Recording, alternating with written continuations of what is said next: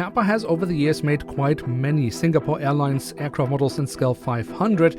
They have, however, also always been sold exclusively in the CRIS shop, so the in-flight shop of the airline, making these aircraft models quite a bit more expensive and much harder to come by for many collectors around the world. So how this model shows where Herpa is succeeding and at the same time is failing, we'll find out in today's review.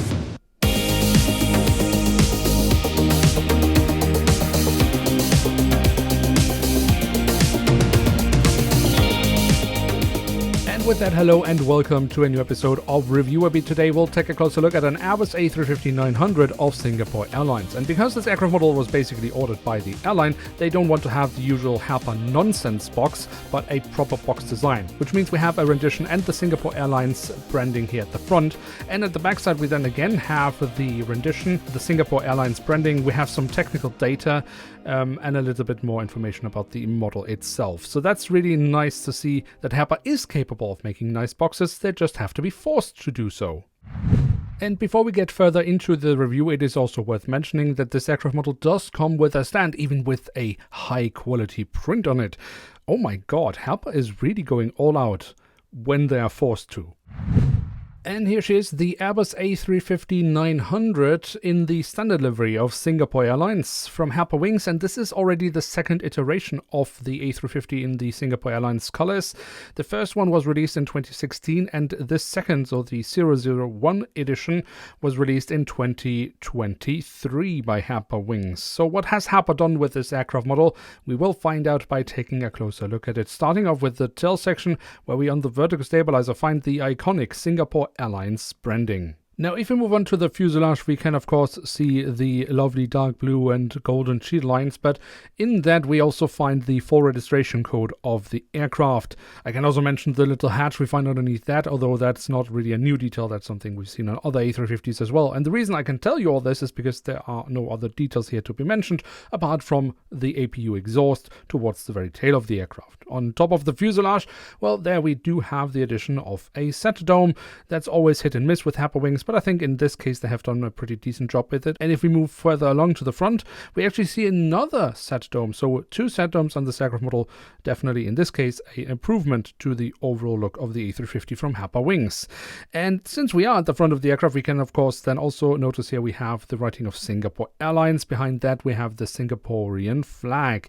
Then we also find a Star Alliance logo, of which the airline is a full member, and we have the aircraft type specification and some static ports here at the side of the fuselage. Now, when it comes to the cockpit section itself, there we have the neo-black mask around the cockpit windows with metallic edges. That looks quite nice.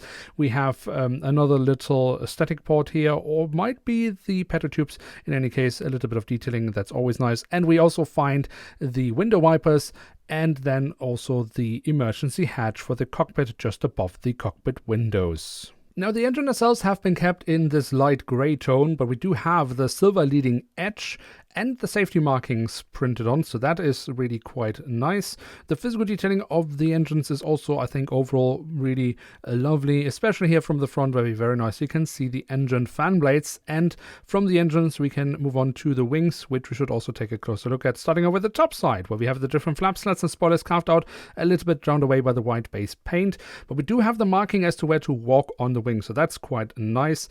The underside of the wing offers more nice physical detailing. Here we also have the full registration code of the aircraft, and of course the A350 has these lovely curved winglets where we again have the Singapore Airlines color scheme printed on. That looks quite lovely, and I also really like the red dots here at the end of the pylons. That looks really lovely. But with such a lovely wing, why not maybe add some landing lights, Herpa? No, okay. Maybe something on the belly of the aircraft. Okay, also not so much detailing here, but we do have a hole in the fuselage. But of course, this time we do have a stand included, so it kind of makes sense, and it doesn't destroy any printed details, so I can live with it in this case. And then last but not least, we do also have the doors to the cargo compartments printed on here at the back of the aircraft, and also here at the front of the aircraft.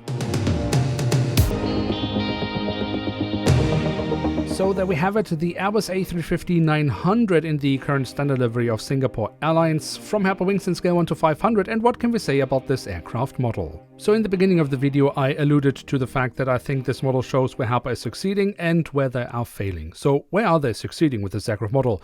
Because, I mean, overall the detailing of the model is not astonishingly good. I mean, it is better than what we have seen with other Herpa models, but it is pretty much along the standards that we can expect from them at the moment. But the pure fact that we have a Singapore Airlines model from Herpa Wings in scale 500, I think, is a place where they are succeeding. Yes, they are bound by the airline to only make those as exclusive sales by the airline themselves, but that's not something Herpa is choosing, that's something the airline is deciding on. And this is for sure something that if Herpa could change, they would want to do so. But there have been some few exceptions. For example, this aircraft model was actually sold at the factory shop in Dietenhofen, so at the Herpa headquarters, but also, again, only with a special permission by the airline, and only a handful of these models were sold and only at the location itself. Again, making it really hard for collectors to get their hands on these aircraft models for reasonable prices. But, and this is then where I get into the topic of where I think Herpa is failing, because so far none of the things I've mentioned, I think, are the core responsibility of Herpa themselves. But where I think they are failing is, for example, with this aircraft model, the quality overall. Now, this model is in perfect condition because the collector that bought it originally picked it up right at the Herpa headquarters, and he was very meticulous in getting a model that was undamaged, because most of the models sold there were basically just falling apart. The overall production quality of that batch was extremely poor. So many of these models sold, just came in many parts.